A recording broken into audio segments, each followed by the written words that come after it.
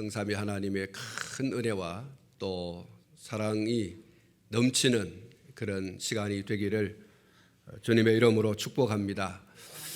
오늘 우리가 함께 교독한 이 말씀을 중심해서 예수님의 기도라는 제목을 가지고 말씀을 드리려고 합니다.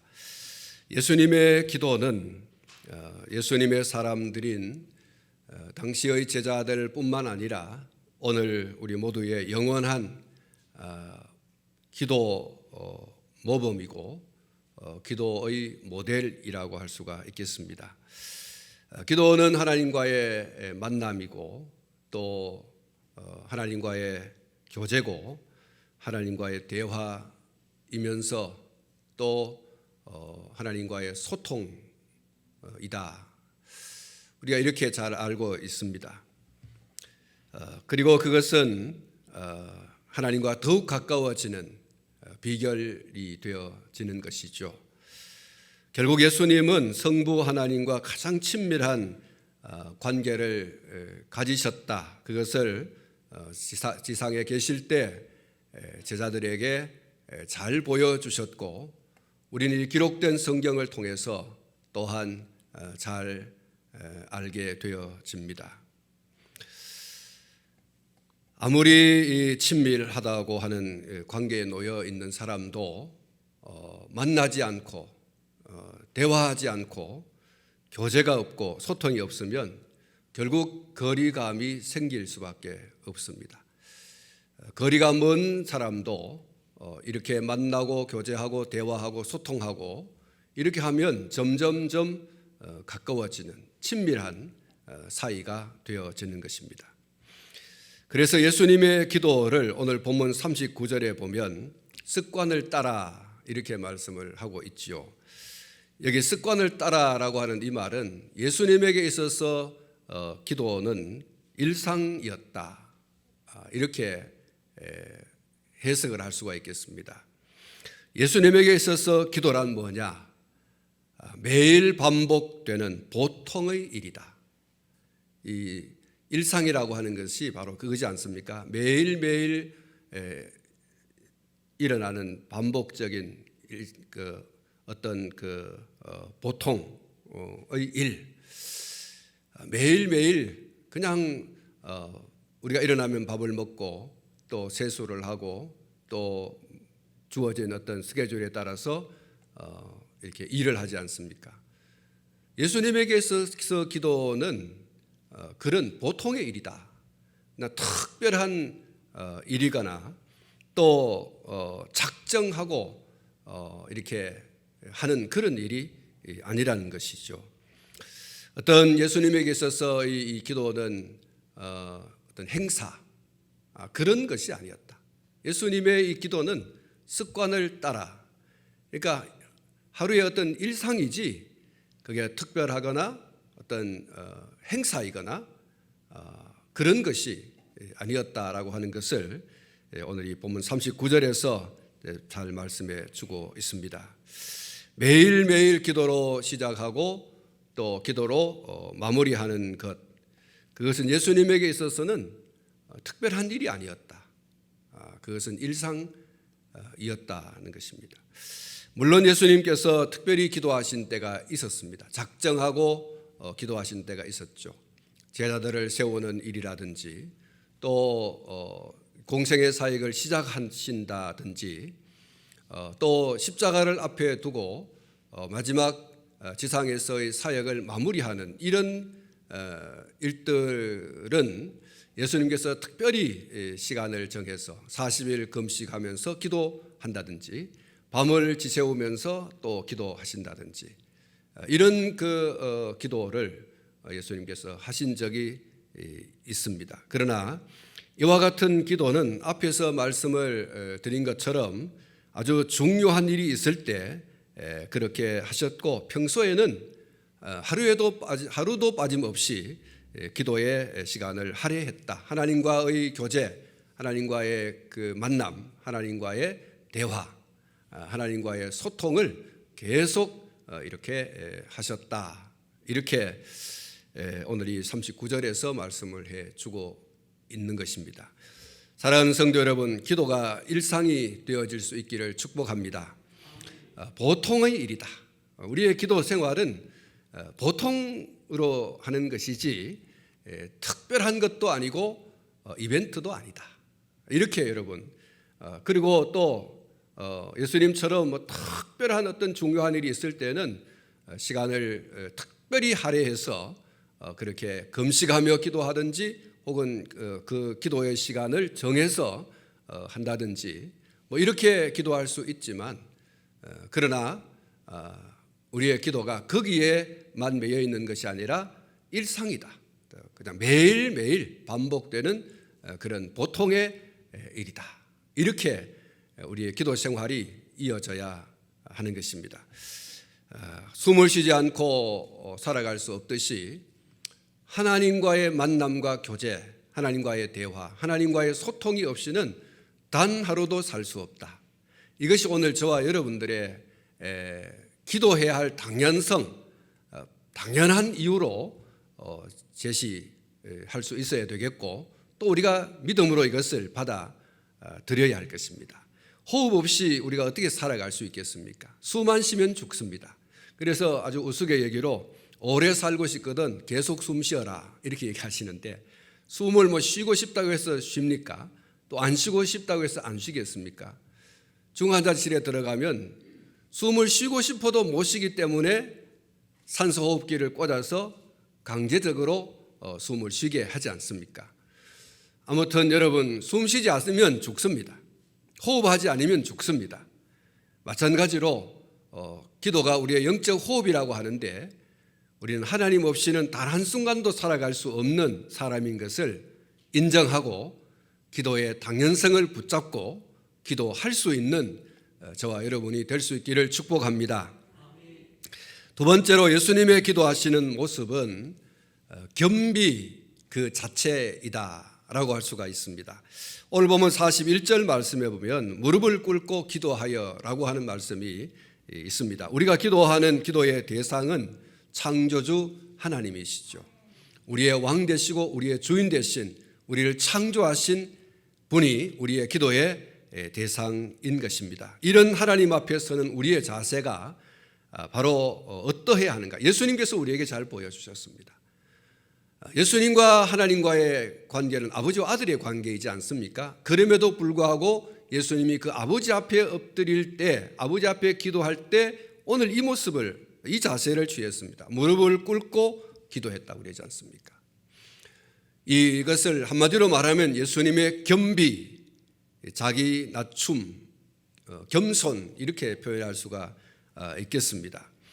여러분, 오늘 저와 여러분도 하나님 앞에 기도할 때에 우리의 자세는 이렇게 겸비한 자세, 하나님 앞에 감히 설 수 없는 존재라고 하는 사실을 자각하고 창조주 하나님 앞에 자기 자신을 철저히 낮추는 이런 겸비의 자세가 바로 우리의 기도 자세이어야 한다고 하는 거죠. 누가복음 18장 13절 말씀에 보면 세리의 이 기도하는 그 모습이 소개가 되고 있습니다. 누가복음 18장 13절에 이렇게 기록되어 있죠. 세리는 멀리 서서 감히 눈을 들어 하늘을 쳐다보지도 못하고 다만 가슴을 치며 이르되 하나님이여 불쌍히 여기소서 나는 죄인이로소이다. 여러분 여기 보십시오. 눈을 들어 하늘을 쳐다보지도 못하고, 눈을 들어 하늘을 쳐다보지도 못하고 다만 가슴을 치며 이르되 하나님이여 불쌍히 여기소서 나는 죄인입니다. 이 세리가 하나님 앞에 엎드려 기도하는 그 기도의 모습, 바로 이 모습이 오늘 저와 여러분들의 모습이어야 하지 않겠습니까? 자기 자신을 철저히 하나님 앞에 감히 설 수 없는 그런 존재라고 하는 사실을 인정하면서 왕이신 하나님, 내가 주님을 높입니다.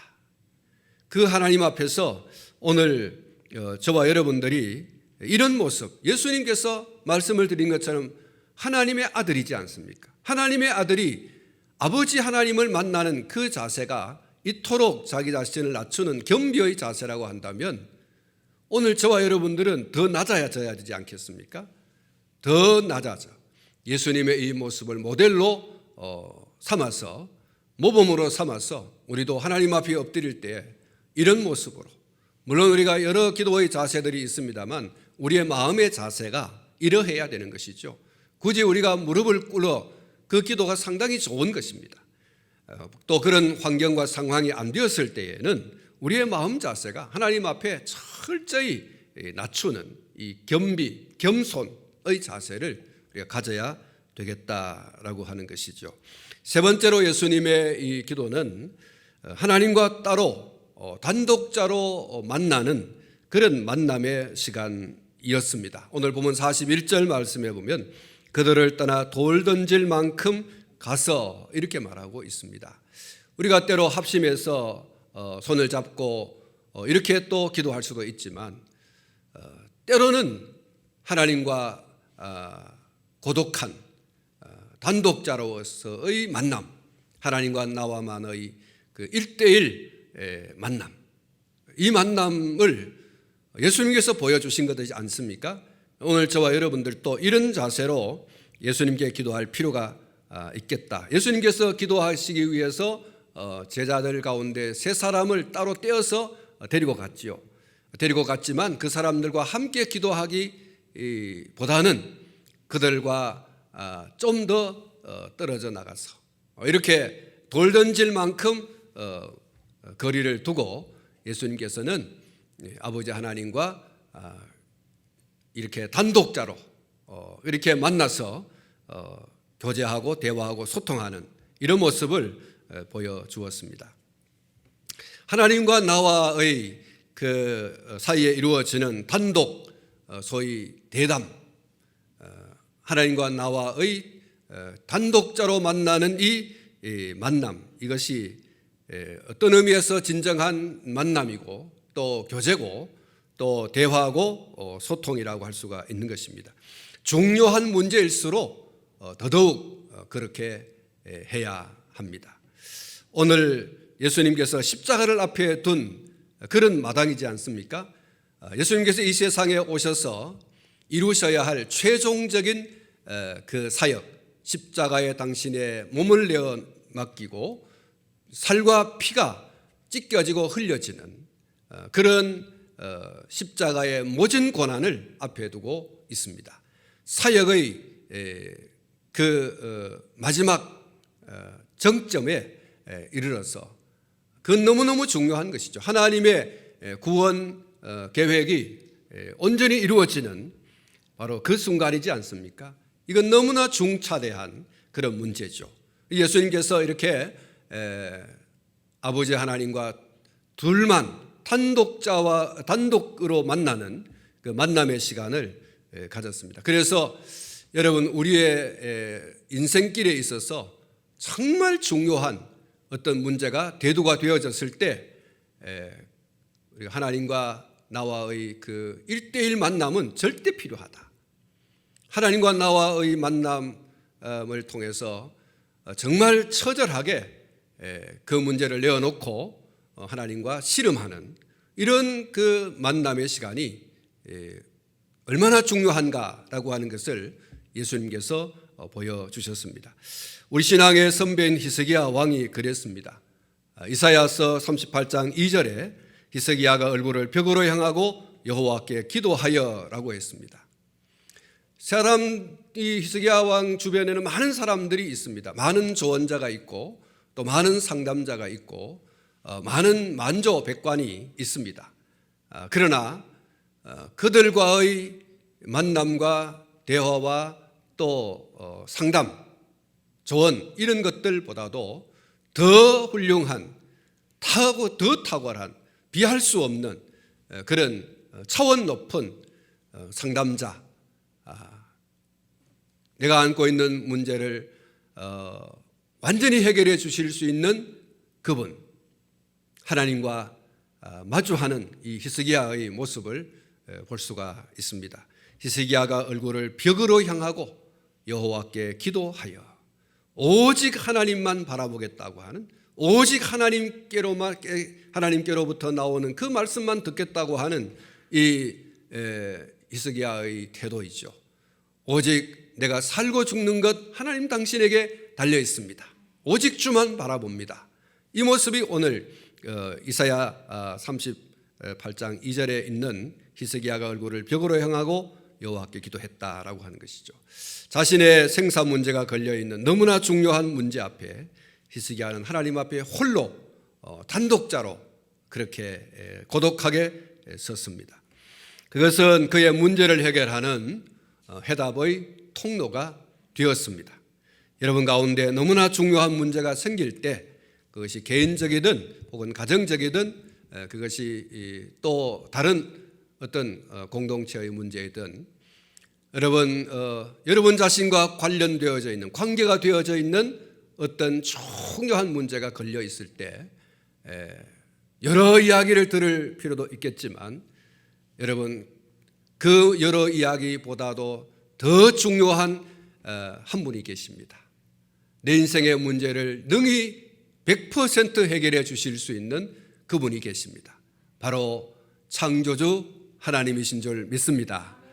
하나님과 내 인생의 문제를 내어놓고 이야기하고 내 가정의 자녀들의 문제라든지 부부관계 문제라든지 부모 자식 간의 문제라든지 이런 문제를 혹은 또 다른 어떤 관계의 문제라든지 이런 것들을 내어놓고 하나님과 깊은 그런 친밀한 교제가 필요합니다.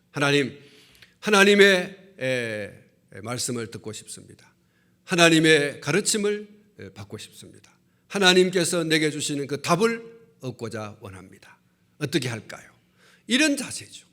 철저히 외롭고 고독한 하나님과 나와의 그 만남, 아무 얘기도 듣지 않고 하나님과 오로지 만나서 교제하는 이 교제, 이 대화, 이 만남, 이것이야말로 인생의 문제를 내가 가지고 있는, 내가 짊어지고 있는, 내가 지금 내 앞에 가로막혀져 있는 그런 문제를 해결할 수 있는 유일한 답이요, 유일한 해결자가 되는 줄로 믿습니다. 하나님과 더 깊은 교제와 관계가 이것은 형성되게 하는 아주 중요한 그런 만남이요 교제라고 할 수가 있습니다. 하나님과 나와 오직 1대1로 만나는 이 만남, 예수님께서 기도하는 가운데 우리에게 보여준 하나의 모델이다, 이렇게 볼 수가 있는 것입니다. 그리고 네 번째로 예수님의 이 기도는 자신의 뜻을 관찰하는 시간이 아니라 아버지의 뜻이 이루어지기를 구하는 그런 시간이었다고 오늘 42절 말씀에 보면 그렇게 말씀을 해주고 있습니다. 42절 말씀에 보면 이르시되 아버지여 만일 아버지의 뜻이거든 이 잔을 내게서 옮기시옵소서. 그러나 내 원대로 마옵시고 아버지의 원대로 되기를 원하나이다 하시니 그랬습니다. 사랑하는 성도 여러분, 예수님께서도 자기 자신이 어떻게 했으면 좋겠다고 하는 그런 소원이 있었어요. 그런 어떤 바람이 있었습니다. 그런 기대가 있었어요. 오늘 이 42절에 나와 있는 대로 아버지여 만일 아버지의 뜻이면 이 잔을 내게서 옮기시옵소서. 아버지의 뜻이 내가 이 잔을 마시지 않아도 될 것 같으면 그렇게 해 주십시오. 이 사실 예수님이 솔직한 그런 고백이라고 할 수가 있습니다. 내가 이 잔을 마시지 않을 수만 있다면 얼마나 좋을까.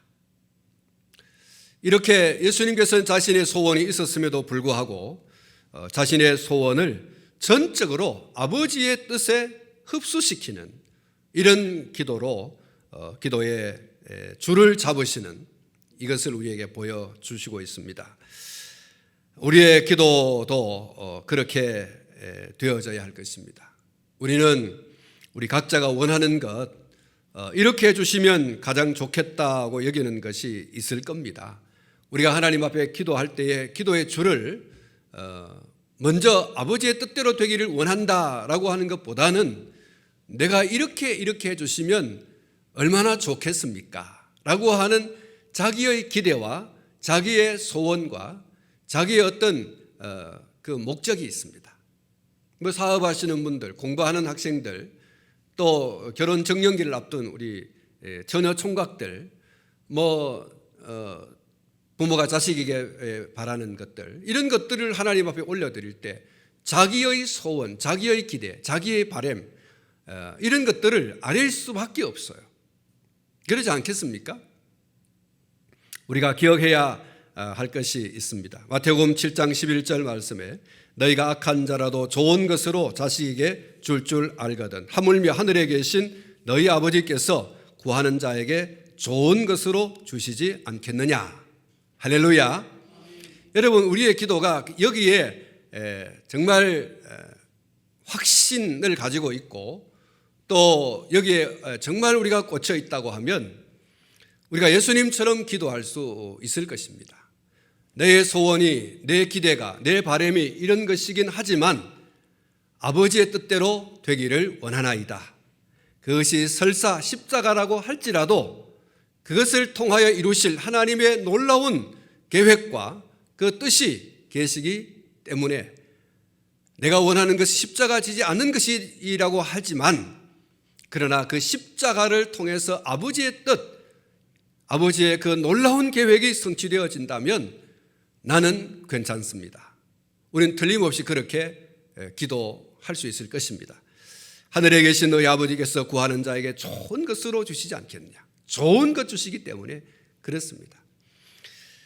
하나님은 우리의 아버지가 되십니다.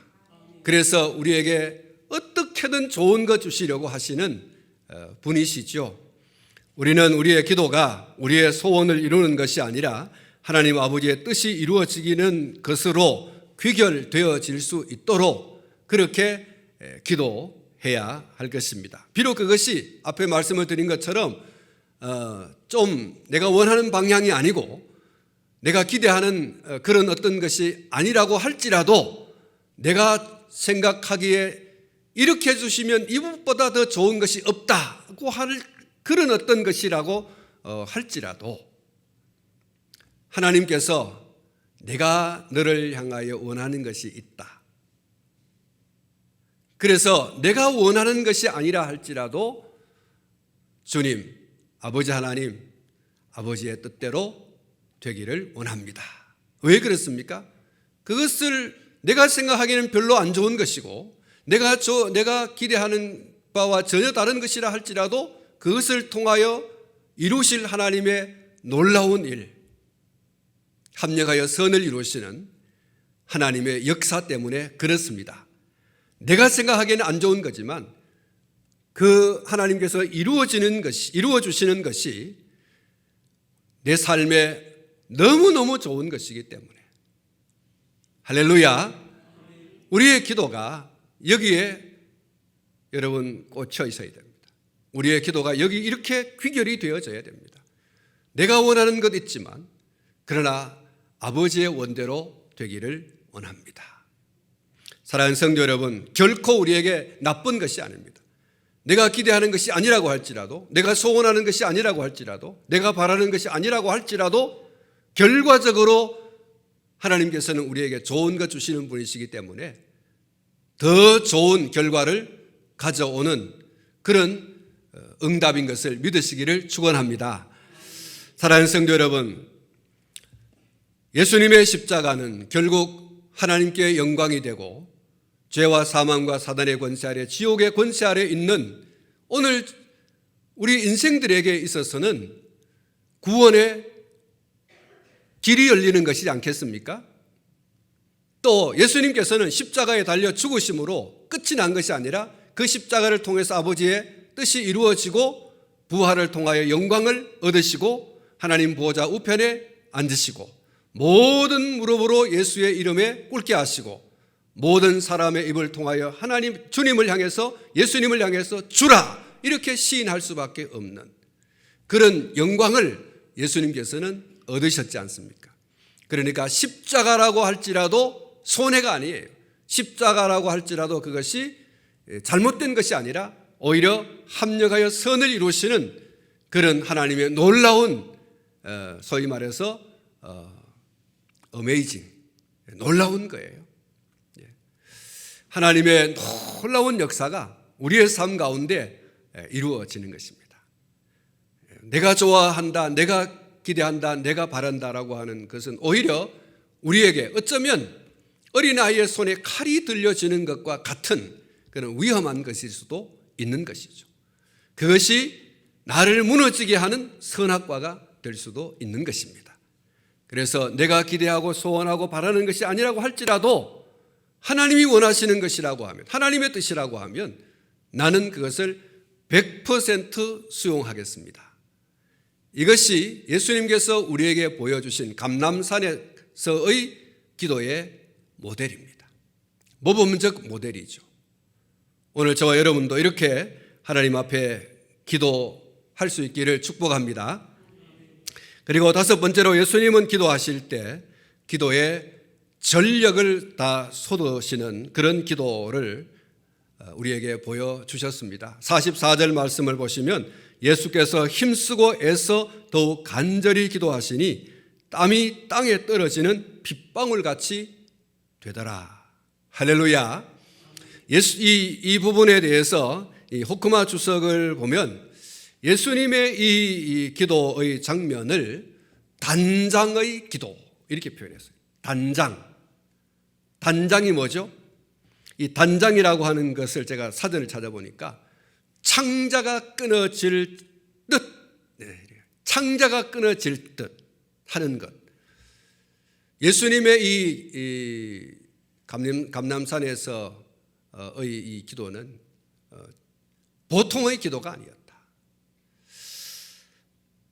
히브리서 기자가 이렇게 표현했죠. 히브리서 5장 7절 말씀해 보면 그는 육체에 계실 때에 자기를 죽음에서 능히 구원하실 이에게 심한 통곡과 눈물로 간구와 소원을 올렸다 그랬어요. 심한 통곡과 눈물로. 이게 바로 한마디로 말하면 단장이에요. 창자가 끊어질 듯한 그런 고통을 동반한 그런 기도. 얼마나 예수님께서 절박하게, 절절하게, 애절하게 기도했는가를 보여주고 있습니다. 44절에서 누가도 그 단장의 기도를 이렇게 표현하죠. 땀이 땅에 떨어지는 핏방울같이 되더라. 힘쓰고 애써 기도하는데 그 기도하는 예수님의 이마에서 떨어지는 그 땀이 핏방울같이 보여질 정도로 그런 기도를 예수님께서 하셨다라고 하는 거죠. 여러분, 우리가 정말 그 어떤 극단의 어떤 순간을 맞이하여 흘리는 그 눈물을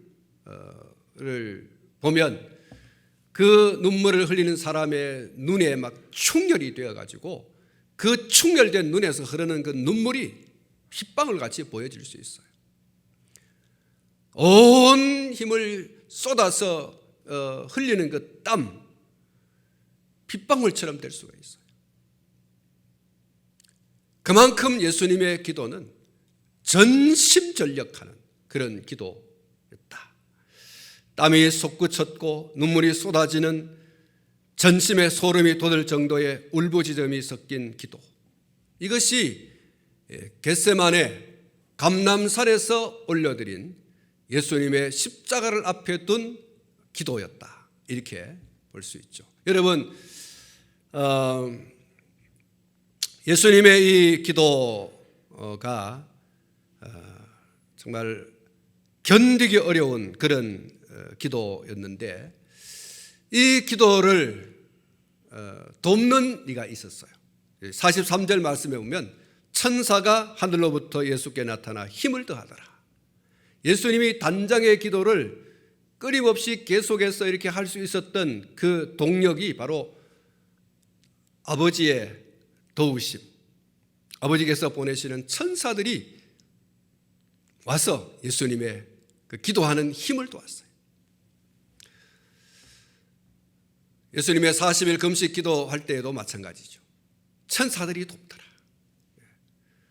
여러분, 우리가 정말 단장의 기도를 하나님 앞에 창자가 끊어질 듯이 내 삶의 어떤 문제를 놓고 절절히 하나님 앞에 엎드려 기도할 때에 하나님께서 용쓰고 인내, 이렇게 그냥 내버려 두시는 것이 아니라 그 기도를 도우실 수 있도록, 그 기도를 도울 수 있도록 천사를 보내주시는 줄로 믿습니다.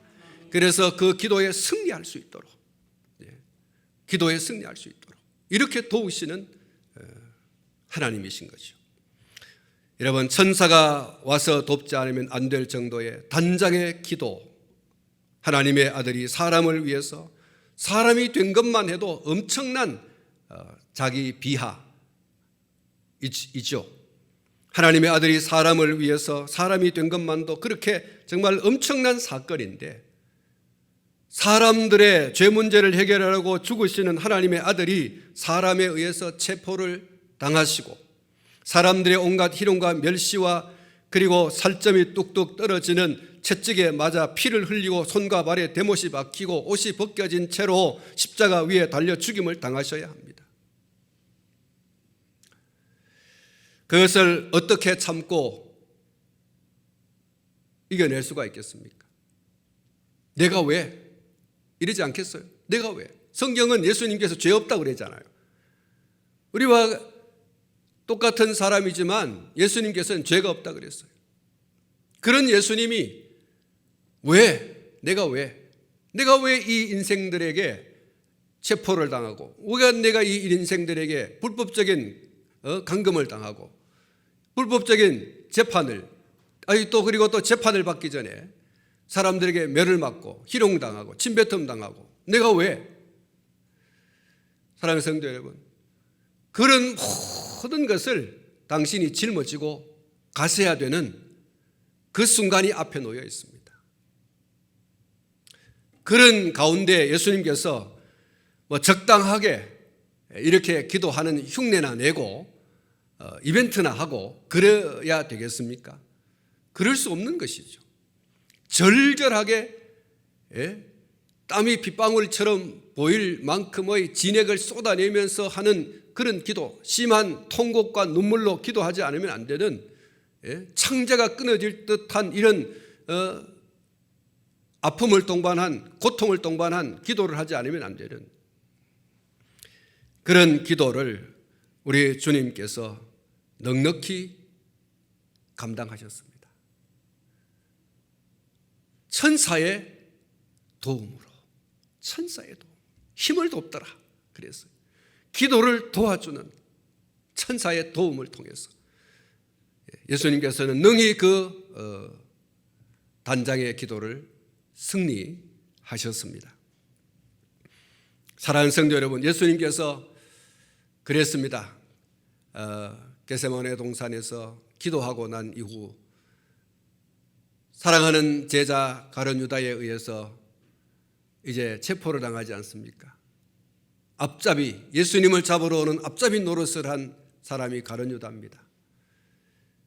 그 가룟 유다 외에 또 다른 한 제자가 정말 가장 정의롭다 자기 자신을 생각하고 여기는, 정말 예수님을 위한 일이다라고 여기면서 한 행위, 칼을 꺼내어 제사장의, 대제사장의 종의 귀를 잘라버리는 일입니다. 예수님께서 그것을 붙여주시고 낫게 하셨습니다. 그러면서 이것까지 참으라.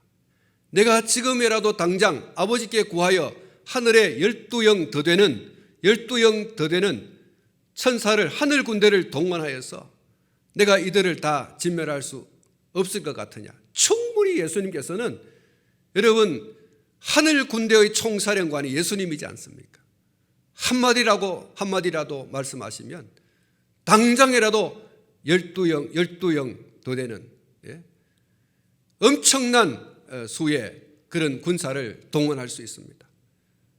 그래서 대제사장과 또 서기관들과 그 밖에 장로들의 그 무리들과 그들의 병사들을 몰살시켜버릴 수도 있지만, 여러분, 예수님께 그것도 참아야 되다. 이것까지 참으라. 한번 따라 하십시다. 이것까지 참으라. 그리고 주님께서 말씀해, 이것까지 참아라. 내가 할 수 있지만 참아라. 여러분, 그렇게 할 수 있는 게, 여러분, 기도 아니면 이겨낼 수 있겠습니까? 기도 아니면 이길 수 없어요. 그 그 참음이 보통 참음이 아니잖아요. 권세를 가지신 분이 권세를 사용하지 않는다고 하는 것만큼 어려운 게 없어요. 힘든 게 없어요. 그런데 그런 고비를 주님이 넘기시기 위한 첫 번째로 보여주신 게 바로 기도예요. 이 단장의 기도가 없이는 도저히 통과할 수 없는 바로 그런 일이 예수님 이제 앞에 놓여 있는 거예요.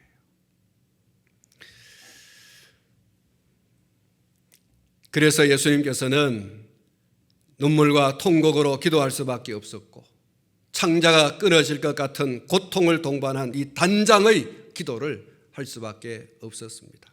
이런 예수님을 천사들이 와서 도왔다고 했어요.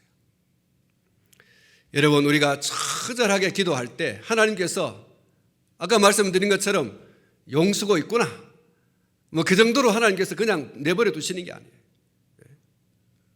지난번에 제가 말씀을 드렸지 않습니까? 저 로뎀나무 아래에서 하나님 날 죽여주십시오.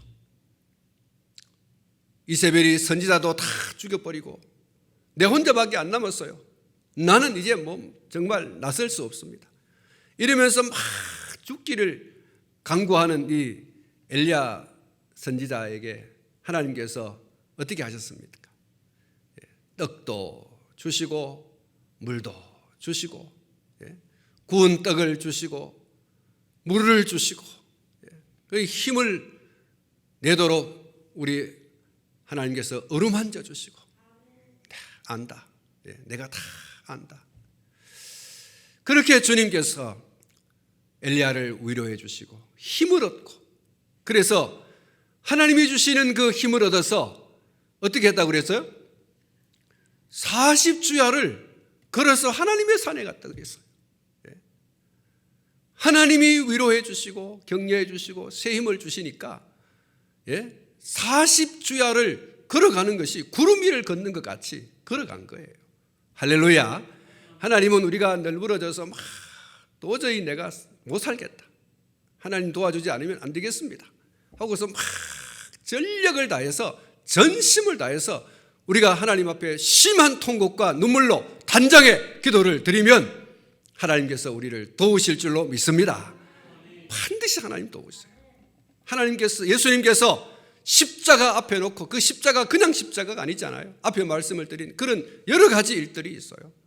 그런 하나님의 아들이신 예수님께서, 죄 없이신 예수님께서 그러한 죄인들에 의해서 모진 고난과 고초를 당하시는 그 모든 십자가의 고난을 통과해야 되는, 참으시면서 모든 권세를 다 내려놓으시고 사용 안 하시고, 그것을 여러분 그 강을 건넌다는 게 쉬운 게 아니죠. 이 단장의 기도를 통해서 하나님 앞에 엎드릴 때에 내가 다 안다, 천사를 통해서 도와 위로해 주시고 격려해 주시고 세임 주시는 하나님, 예수님처럼 우리도 애간장 녹이는 기도로 처절히 하나님께 기도할 때에 천사가 내려와 도울 줄로 믿습니다. 예수님의 이 감람산의 기도는 무지한 사람들의 온갖 희롱도, 또 근거 없는 의도적인 고소와 불법적인 재판도, 수없이 내리치는 채찍과 가시관과 못박힘, 그리고 십자가상에서의 죽음까지 넉넉히 이겨낼 수 있는 승리의 순간이었습니다. 십자가상에서의 승리가 바로 여기 감람산에서 토해내는 단장의 기도에 있었음을 여러분 기억하시기를 축원합니다. 여러분, 그리고 예수님께서 오늘 본문 말씀 가운데 제자들에게 이렇게 말씀하십니다. 40절 말씀에 그곳에 이르러 그들에게 이르시되 유혹에 빠지지 않게 기도하라 하시고, 그리고 또 46절 말씀에 이르시되 어찌하여 자느냐 시험에 들지 않게 일어나 기도하라 하시니라. 할렐루야. 시험에 들지 않게. 여러분, 악한 마귀가 넘어뜨리게 하기 위해서 온갖 유혹과 시험을 해옵니다. 그 시험이 너무나 매력적이고 달콤한 거예요. 그러한 모든 유혹과 시험을 이겨낼 수 있는 힘이 뭐냐? 한번 따라하겠습니다. 기도. 기도. 그렇습니다. 기도예요. 예수님을 시험한 것이 한 번, 두 번이 아니에요. 악한 마귀가 예수님을 시험한 것이 한 번, 두 번이 아니에요. 하나님의 아들이시라도 넘어뜨리려고 이렇게 시험한 것이 마귀예요. 하나님의 아들이거든 돌이 떡덩이 되게 해라. 하나님의 아들이거든 서 성전 꼭대기 삼은 뛰어내려봐. 여러분, 내가 천하 만국을 너에게 줄 테니까 내한테 한번 절해봐. 여러분, 예수님께서 악한 마귀의 그런 시험을 받았어요. 그 모든 시험, 그 모든 유혹을 넉넉히 이길 수 있었던 게 뭐냐? 그 열쇠는 기도밖에 없었어요. 기도예요. 기도가 악한 마귀가 나를 넘어뜨리게 하는, 나를 시험 들게 하는 모든 유혹과 시험에서 이기게 하는 능력이 되는 줄로 믿습니다. 기도예요. 기도. 제가 요거는 집에서 준비 안 해온 건데 제가 성경 읽다가 뭔가 하나 빠졌다 싶었는데 바로 이거예요. 여러분, 오늘 저도 여러분도 여러분 시험에 들지 않기 위해서, 유혹에 빠지지 않기 위해서 할 수 있는 열쇠가 뭐냐? 그건 기도예요. 기도에 실험이 없으면 넘어질 수밖에 없어요. 누구도 호언장담할 수 없어요.